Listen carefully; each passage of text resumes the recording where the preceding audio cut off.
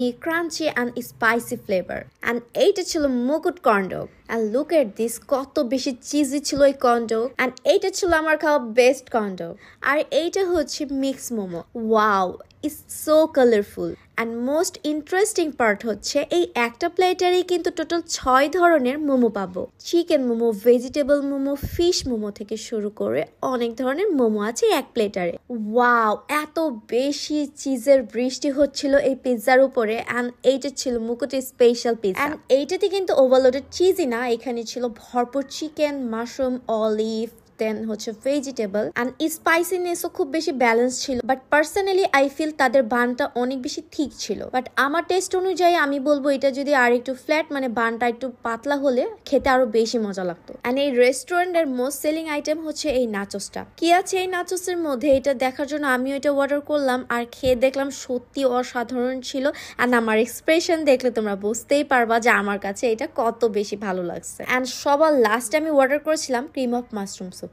এইটা একদম গরম